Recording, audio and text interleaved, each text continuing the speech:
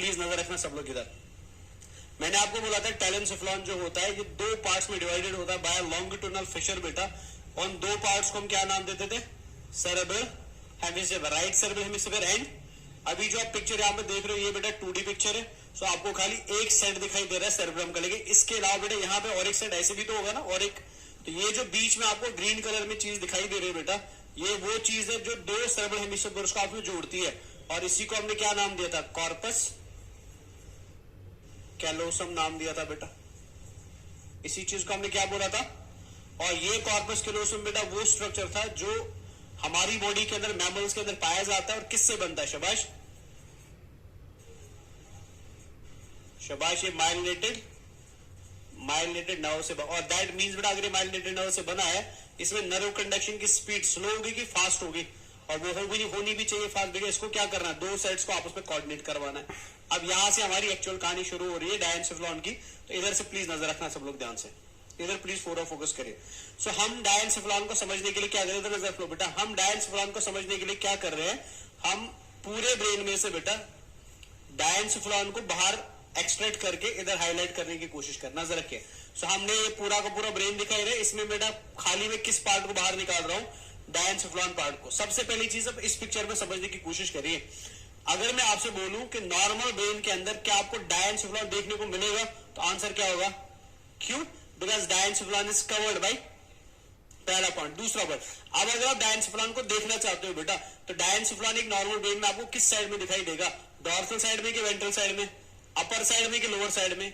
यानी अगर आप कभी भी चाहते हो आपको डायनसेफलॉन दिखे, तो आपको ब्रेन को क्या करना पड़ेगा? उल्टा करना पड़ेगा, बिकॉज आपको डायनसेफलॉन हमेशा किस साइड में मिलेगा बेटा?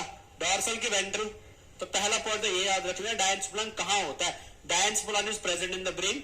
किसका हिस्सा होता है? फोरब्रेन का हिस्सा होता है। कहां पाया जाता है?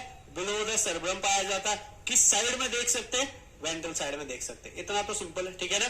अब वेंट्रल साइड में एग्जैक्टली कहां देखने को मिलता है? इधर नजर रखिए। ये ग्रीन कलर आपको शायद दूर से दिखाई दे रहा होगा ना। सो ये ग्रीन कलर हमारा क्या है बेटा? This is corpus callosum.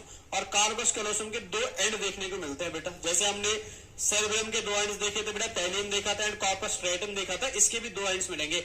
इसकी एंटीरियर प्रॉक्सिमिटी को हम जीनू बोलते हैं। क्या बोलते हैं? ठीक है।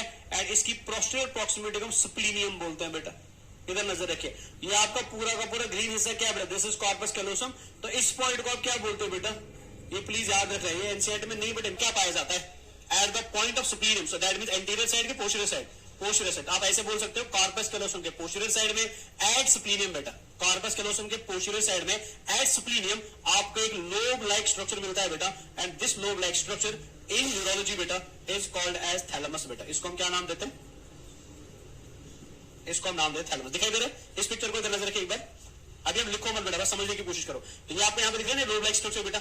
सो ये लोब लाइक स्ट्रक्चर ध्यान से बोलो किससे जुड़ा हुआ है? कॉर्पस कैलोसम से। किस पॉइंट पे?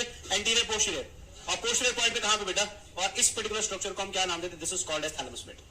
ये तो समझ आ गया ना? ये क्लियर हो गया? अब इधर आइए। आपके एनसीईआरटी में इनमें से दो चीजें दी है, एक नहीं दी है, बट हम तीनों को पढ़ेंगे बेटा। नजर रखना ध्यान से। अगर आप थैलेमस को ध्यान से देखोगे तो ये मैं यहाँ पे 1 2 लिख देते, ये सरफेस नंबर 1 हो गया, ये सरफेस नंबर 2 हो गया। सो मुझे बताओ सरफेस 1 एंड 2 में से कौन सा सुपीरियर है और कौन सा इंफीरियर है?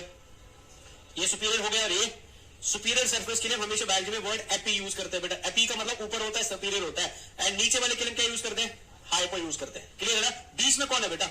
सो मैं ऐसा बता सकता हूं ना, थैलेमस के ऊपर या थैलेमस के रूट पे बेटा क्या मिलेगा?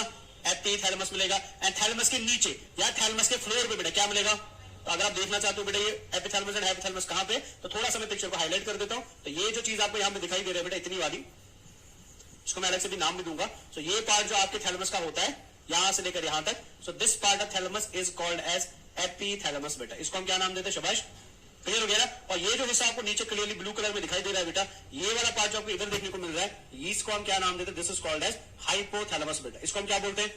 याद रहेगा कि नहीं रहेगा? तो मतलब आप याद रखेंगे डायनसेफलॉन के अंदर 3 लोग पार्टिसिपेट करते हैं। नजर रखो ध्यान से। डायनसेफलॉन में 3 लोगों का पार्टिसिपेशन होता है बेटा। उसमें सबसे इंपॉर्टेंट कौन होता है? शाबाश, खुद कौन? शाबाश, जल्दी जल्दी। थैलेमस बेटा। तो ये थैलेमस हो गया। सो दिस इज थैलेमस, ठीक है ना? थैलेमस के ऊपर आपको क्या मिलता है? जल्दी जल्दी फटाफट से। ये आपको मिलता है पूरा कवर। इसके मैं 2 पार्ट्स बाद में करूंगा, बट अभी बस इतना याद है, ये पूरा एरिया कहलाता है बेटा एपिथैलेमस। ये ऊपर एपिथैलेमस हो गया बेटा। सो ये हमारा हो गया थैलेमस के ऊपर एपिथैलेमस, एपिथैलेमस, ठीक है ना? और ये नीचे वाला पार्ट क्या हो गया? फटाफट से ब्लू कलर में शाबाश, ये हो गया हाइपोथैलेमस। क्लियर हो गया ना? आपके एनसीईआरटी में हाइपोथैलेमस दिया हुआ है, थैलेमस दिया हुआ है, एपिथैलेमस नहीं दिया, बट हम एपिथैलेमस को भी पढ़ेंगे, वो भी इंपॉर्टेंट है बेटा। ये हो गया हाइपोथैलेमस। ये हो गया हाइपोथैलेमस। अब इधर नजर रखिए, प्लीज नजर रखो बेटा। सो ये जो आपको यहाँ पे एरिया दिखाई दे रहा है, येलो को छोड़ देते हैं थोड़ी देर के लिए।